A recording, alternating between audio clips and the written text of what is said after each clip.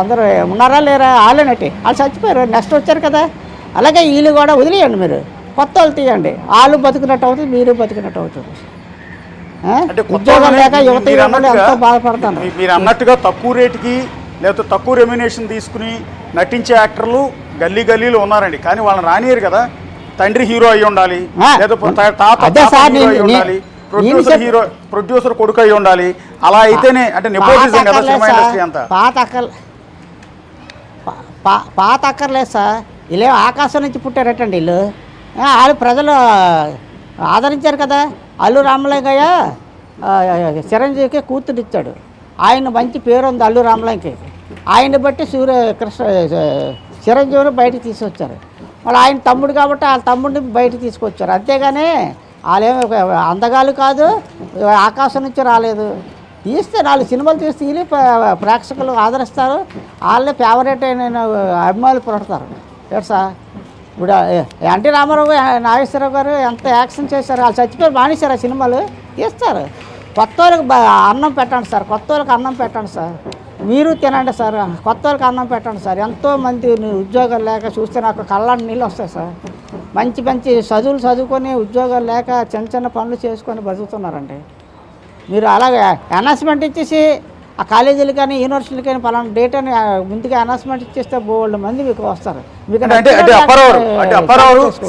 Cinema వాళ్ళు ఇలా హీరోలకి 100 కోట్ల రూపాయలు ఇచ్చి 100 కోట్లతో సినిమా తీయటం వల్లే పేదవాడికి సినిమా చూసే అవకాశం లేదని మీ అబ్బాయి ఐబొమ్మ పెట్టాడు అనుకోవాలా? అలాగని నేను అనలేదు సార్, అందువల్ల పెట్టాడని అనుకోకర్లేదు. వీడు ఆకలిలోంచి పుట్టాడండి, వీడు ఆకలిలోంచి పుట్టాడు, అందుకే ఆడు అలా తయారయ్యాడు. ఆడు మా ఇంట్లో కొన్ని సమస్యలు వచ్చాయండి. సమస్యలు రావడం వల్ల నేను మటు వేరేకి వెళ్ళిపోయాను. మా ఆవిడకి నాకు తగులు వచ్చి వేరే వాళ్ళ మట్టుకాలు పటాపంచులు అయిపోయాయండి. ఒక్కడున్నాడండి ఇంట్లో, అన్నం లేక పస్తులు ఉండోడండి, వెళ్ళిపోయాడండి పస్తులు ఉండలేక. అందంటే హైదరాబాద్లో కూడా పస్తులు ఉన్నట్టు నేను విన్నానండి. పస్తుల్లోంచి వచ్చిందండి ఆడికి పట్టుదల, పస్తులు ఉంటే ఎవరికైనా వచ్చేస్తుందండి ఆ పట్టుదల.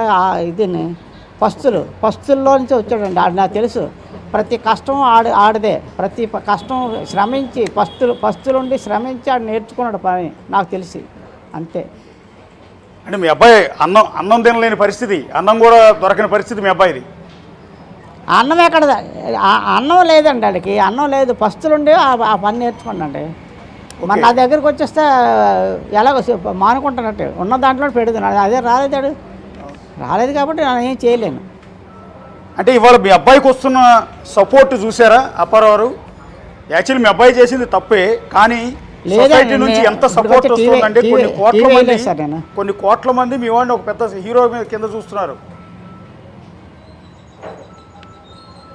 చూడొచ్చండి, ఇక్కడ భూములు ఉన్నాయి, ఈ భూములన్నీ మాయే.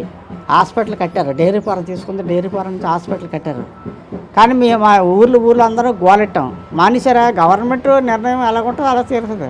మనం వద్దంటే మానేరు, వాళ్ళందరూ గోలెట్టినా ప్రభుత్వం చేయవలసింది చేస్తుంది. మన వద్దు బాబు అని ఎంతమంది అన్నా 4 రోజులు అయిపోతారు, మరిచిపోతారు. ప్రభుత్వం చేసే పని ప్రభుత్వం చేస్తుంది. మనం అలాంటి పనులు చేయకూడదు. ఎందుకు చేయాలా? మనం న్యాయబద్ధంగా చట్ట ప్రకారంగా ఏ పనైనా చేసుకోవచ్చండి. లేదంటే చట్టం దగ్గర అనుమతి తీసుకొని చేసుకోవచ్చండి. భ్రాంతి కొట్టు ఉందండి, చట్టం దగ్గర అనుమతి తీసుకొని భ్రాంతి కొట్టుకున్నాడు. చట్టం దగ్గర అనుమతి లేకుండా కొట్టమనండి, షాప్ పెట్టమనండి, ఆడు ఏం చేస్తారు? ఏంటి సార్? అంటే ఇవాళ సొసైటీ నుంచి పేద మధ్యతరగతి వాళ్ళ నుంచి మీ అబ్బాయికి వస్తున్న ఆ సపోర్ట్ చూసిన తర్వాత, అంటే ఇన్ని కోట్ల మంది అభిమానాన్ని నా కొడుకు సంపాదించుకున్నాడు అని చూసిన తర్వాత ఒక తండ్రిగా మీరేమనుకుంటున్నారండి? సరే ఓకే, చేసింది తప్పే, చట్ట ప్రకారం యాక్షన్ తీసుకుంటారు, అదంతా పక్కన పెడదాం, కానీ ఇంత పెద్ద పేరు వస్తుంది మీ అబ్బాయికి అని, ఇంత మంది మేము మీ అబ్బాయిని ఆదరిస్తారు, హీరోలాగా చూస్తారని అనుకున్నారు ఎప్పుడన్నా? ఆ పేర్లు నాకు వద్దండి, మా ఇంట్లోంచి బయటకు రాకుండా ఉండేవారు, ఆ పేరే చాలు నాకు, అలాంటి పేరే నాకు కావాలా. ఇంట్లోంచి బయటకు వచ్చేసి నా కొడుకు ఏదో ఉద్ధరించేశాడు వీళ్ళందరూ నాన్న, అలాంటి మెంటాలిటీ కాదు నాది. కాబట్టి వాళ్ళు పెద్దోళ్ళు డబ్బున్నోళ్ళు ఎంత డబ్బు అయినా సరే సిద్ధికాయితల్లా మారుస్తారండి. వాళ్ళు వెళ్తారు, కారులో వెళ్తారు, డబ్బు పెట్టేస్తారు, కొనేసుకుంటారు, నెట్లో ఎక్కడ టికెట్లు బుక్ చేసుకుంటారు, వెళ్తారు, సినిమా చూసేసి వాళ్ళకేం నొప్పి అనిపించదు.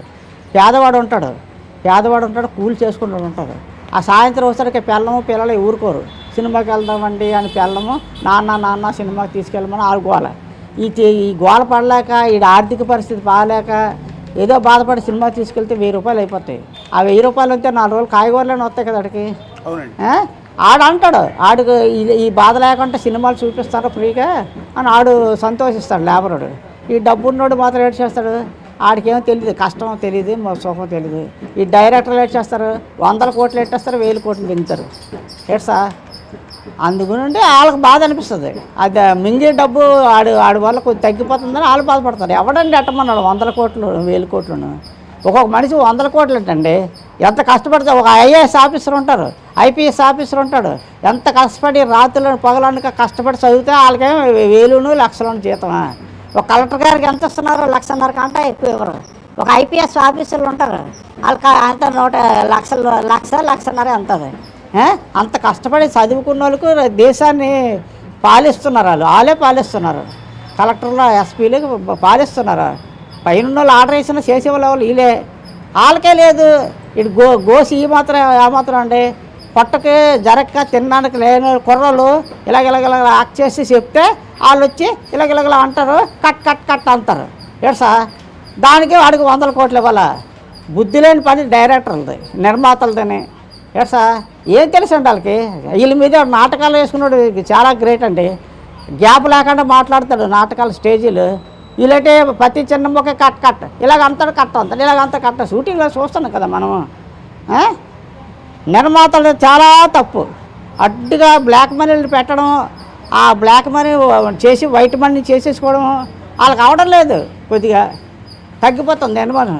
లేకపోతే ఏంటండి మా మనవరాలు మనం సినిమాకి వెళ్తే అలా థియేటర్లో ఏదో అడిగింది, నాకు కళ్ళు తిరిగాయి.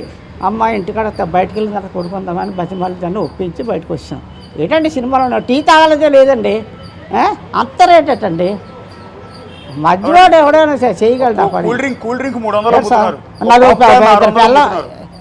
అవును సార్, మనకు అక్కర్లేదండి. మన పిల్లలు వాళ్ళు అడుగుతారండి, వాళ్ళు కాదనలేము అవునలేము సార్.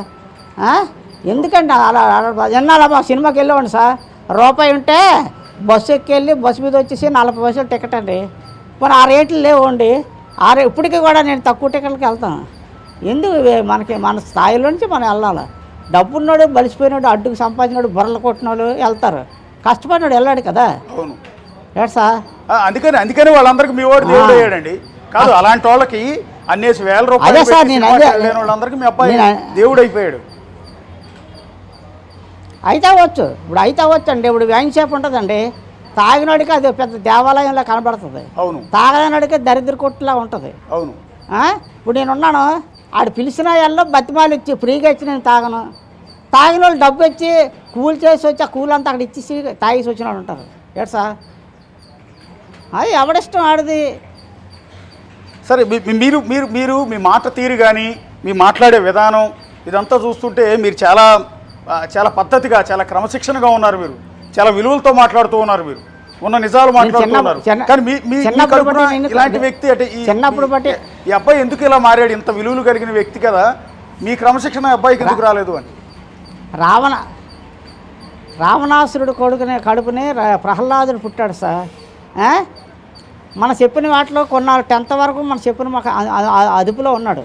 10th అయిపోయిన తర్వాత వాళ్ళ అమ్మ గ్రిప్ట్లో పెట్టుకుంది. వాళ్ళ అమ్మకి పాములు అంటే ఇష్టం. పాములాగా ఇంట్లో పాములాగా ఉండేది. అలాగే ఒక బతికం.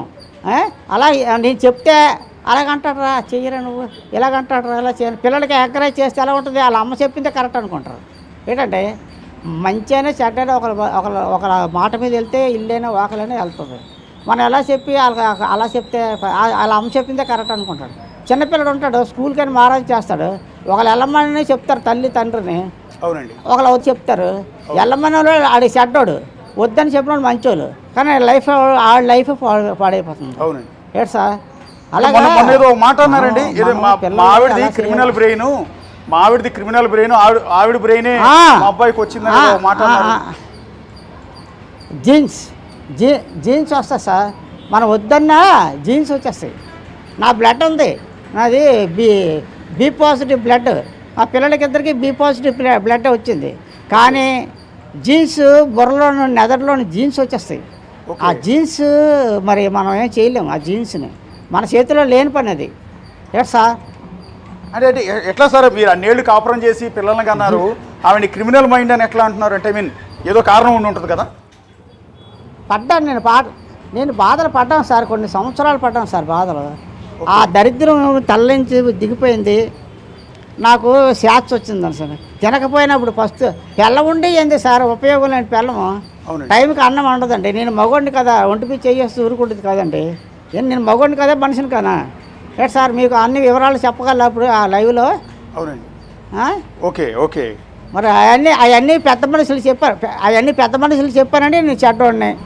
ఏంటి సార్ నువ్వు అన్నీ చెప్తావా? నువ్వు పెద్దోడిని చెప్పకుండా ఎన్ని సంవత్సరాలు ఉండాలి? 20 సంవత్సరాలు ఉండాలి చెప్పకుండానా? ఎన్నాళ్ళు ఆకలితో ఉండాలి? అన్నిటికీ ఇబ్బంది పడి ఎన్నాళ్ళు ఉండాలి? ఉండి బాధపడి కంటే లేకుంటే బాధపడితే హ్యాపీ సార్. ఇప్పుడు ఫస్టులు ఉంటున్నాను, హ్యాపీగా ఉంటున్నాను. అమ్మయ్యా ఆ దరిద్రం లేదు మనకి. కానీ అంటే మీ అబ్బాయి 100 కోట్లు సంపాదించాడని చెప్తున్నారు కదండి ఈ బెట్టింగ్ యాప్ల ద్వారా. మీకేం డబ్బులు పంపించలేదా తండ్రికి ఎప్పుడు? ఆడు పంపించలేదు. ఆడికాడ 100 కోట్లు ఉన్నాయని నాకు తెలీదు. వాళ్ళ నాన్న డబ్బులు ఉన్నాయి పంపిస్తానని ఆ డబ్బులకు అక్కర్లేదు. నాకు భగవంతుడు దారం ఉంది, భిక్ష ఉంది. భగవంతుడు భిక్ష ఉంది. ఆ గణపతి బాబు, పార్వతి పరమేశ్వరుడు, సింహాద్రప్పన్న బక్సెట్టారు. పెన్షన్ వస్తుంది నాకు చాలు. నాకు తిన్నంతకి మందులకి డబ్బులు సరిపోతున్నాయి. మనం ఇంక అంతకన్నా ఏం కావాలి సార్? అంతేనండి. రాజకీయ నాయకులు ఉన్నారు తమిళనాడు. మనకు అందరికీ తెలుసు. ఓపెన్గా మనకెందుకు? స్త్రీ బోల్డ్ అంత సంపాదించింది, ₹1 పట్టుకెళ్ళలేదు ఆవిడ. కొన్ని వేల లక్షలు, కొన్ని 100 లక్షలు సంపాదించింది. ఏమి ₹1 పట్టుకెళ్ళింది ఆవిడ? అవన్నీ ప్రజల పాలు అయిపోయింది. ఎందుకు మన తిన్నంతకు లోటు లేకపోతే చాలు సార్. ఉండడానికి ఏదో కొంప ఉంది, లోన్లు పెట్టి దపదపాలు లోన్లు పెట్టి పట్టుకున్నాం. మనకు చాలు, మన జీవితాలకు మనకు చాలు. డబ్బులు ఉంటే ఇదంతా ఎరగొట్టుకుని శుభ్రంగా. మీ అబ్బాయి వేరే దేశంలో ఉన్నంతకాలం అతన్ని ఎవరు పట్టుకోలేకపోయారు, పోలీసుల వల్ల కూడా కాలేదండి. కానీ ఇండియాకి, హైదరాబాద్కి ఎప్పుడైతే వచ్చాడో అప్పుడు పోలీసులు అరెస్ట్ చేశారు. మీ కోడలు అంటే మీ మాజీ కోడలే అతన్ని పట్టించింది అనేది బయటకు వస్తున్న ప్రచారం నిజమేనండి? అది అవన్నీ నాకు తెలియదండి. తెలిస్తే ఏదైనా మాట్లాడతాను. తెలియంది నేను ఏమీ మాట్లాడను. వాళ్ళు ఎలాగన్నారు ఇలా ఎలాగన్నారు అని నమ్మేవాడిని కాదు. చెప్పుడు మాటలు విని పాడైపోయిన వాళ్ళు చాలామంది ఉంటారు. నేను అలా చెప్పుడు మాటలు విని పాడైపోయాడిని కాదు. వాళ్ళకే ఇట్టేస్తాను బాంబు. నాకు ఎవరైనా చెప్తే వాళ్ళకే ఇట్టేస్తాను ముందు బాంబు పెట్టేస్తే అప్పుడు వాళ్ళు ఇంకా 2 రోజులు చెప్పరు. కాబట్టి నువ్వు ఆ ఊరోళ్ళు ఎవరైనా ఎంక్వైరీ చేసుకోండి. నా గురించి ఎవరు చెప్పరు. చెప్పినా నేను విన్నాను. వాళ్ళకి వెంటనే ఇట్టేస్తాను. వాళ్ళకే కర్ర ముడ్లో. కానీ మీ అబ్బాయికి పెళ్ళైన విషయం చెప్పిన మాటలు మీ అబ్బాయికి పెళ్ళైన విషయం తెలుసా? కోడలు ఎక్కడ ఉంది? చేశాను సార్ పెళ్ళి. మీరే చేశారు? అబ్బా పెళ్ళి నేనే చేశాను సార్. నేను పెళ్లి సంబంధాలు చూసేవాడిని. పెళ్ళిళ్ళు ఫోటోలు అయితే తెచ్చేవాడిని. ఫోటోలు చూసేవాడు కాదు కనీసం. చూడకపోతే ఎలా చేయాలి పెళ్ళి? వాళ్ళు అడిగేవారు, మీరు ఫోటో ఎట్టుకెళ్ళారు కదా, ఏం చేశారో అని అడిగేవారు. వాళ్ళకి ఏదో చెప్పాలి కదా, ఎస్ నో చెప్పాలి కదా. ఇప్పుడు ఫోటో చూడకపోతే నేనే చెప్పిన వాళ్ళకి ఏదో చాకు చెప్పుకొని ఊరుకున్నాను. ఆ తర్వాత హైదరాబాద్ వెళ్ళి పలానా నాకు నచ్చిందని ఫోటో చూపించాను. నాకు ఫోటో చూపిస్తే ఇంకో 2 ఫోటోలు చూపించారు. ఈ పిల్ల బాగుందిరా, ఇంకో పిల్ల చెప్తే ఆ పిల్ల కాదు ఈ పిల్ల అన్నాడు. నాకు నచ్చింది కాకుండా ఆవిడకి నచ్చింది చూపించాను. పోనీ సరే నీకు నచ్చింది కదా చేసేస్తానులే అన్నాను. ఆవిడ ముస్లింల అమ్మాయి తెలిసి చెప్పాడు. సర్లే నీకు నచ్చింది కదా బాబు, నీకు నచ్చితే నేనే తిరగలేదు, నాకే శ్రమ తగ్గించావు అనేసి మా పెద్దల్ని, మా మాయగారిని, మా మేనత్తని, మా అన్నయ్యని, మా వదిన్ని, మా ఎరకత్తిని, ఎరకోడిని ఇలాగ అందరం తెలిసి 90 మా మనవరాళ్ళు, నా కూతురు, నాలుడు వెళ్ళి నిశ్చితార్థం చేసి వచ్చాం. మళ్ళీ పెళ్లి ముహూర్తాలు కూడా వాళ్ళే పెట్టేశారు. అక్కడ పెట్టేసి ముహూర్తాలు చెప్పేశారు డేటు. ఆ డేట్కి మళ్ళీ వీళ్ళందరినీ తీసుకొని వెళ్ళి పగలే పెళ్ళి కూడా పగలే ఆ బస్సు పంపించాడు సికింద్రాబాద్. బస్సు అందరూ ఎక్కితే తిన్నగా కళ్యాణ మండపం దగ్గర ఆగింది. వెళ్ళాము, పెళ్లి చేసాము. పగలే నగ్నం పగలే చేసాము. మళ్ళీ సాయంత్రం కల్లా ట్రైన్ ఎక్కి వచ్చాం. అంతే. ఇంకా అక్కడ ఎక్కువసేపు ఉండలేదు. కనీసం 24 అవర్స్ లేదు, 12 అవర్స్ అన్నీ 8 అవర్స్లో అన్నీ అయిపోయి వచ్చాం. అంటే ఎందుకు విడిపోయారండి వాళ్ళు? తర్వాత పెళ్ళైన తర్వాత ఎందుకు వెళ్ళిపోయారంటే వీడు కొద్దిగా మర్యాదగా మాట్లాడండి. మర్యాదగా మనిషికి విలువ ఇవ్వడం, మర్యాదగా మాట్లాడటం. తర్వాతను మా కోడలు ఉద్యోగం చేస్తుంది కదండి, వాళ్ళ అమ్మ మంచిది కదండి నాకు తెలిసి. ఓకే. ఆవిడ ఎలా అంటే ఇప్పుడు ముసలైపోయింది, ఆవిడ ముసలైపోయింది, నేను ముసలైపోయాను సార్. మాకేం కావాలి సార్? టైంకి ఎంత ఏదో ఫుడ్డు మందులు అవి కొనిపెట్టి చాలు కదా. ఇప్పుడు నాకు మా కొడుకు కోడలు ఇక్కడ ఉన్నారనుకోండి, నాకు నా పెన్షన్ డబ్బులు అది తీసేసుకొని నాకు మందులు ఇచ్చి టైంకి ఎంత పెడితే చాలు, నాకు ఇంకేం అక్కర్లేదు. అవునండి. ఆవిడకి అలా కాదు, వాళ్ళ అమ్మ ముసలైపోయింది. ఆ ముసలి దానికి ఎందుకు సోకులు? ఆవిడకి ప్రత్యేకించి ఒక కారుకు డ్రైవరు రోజు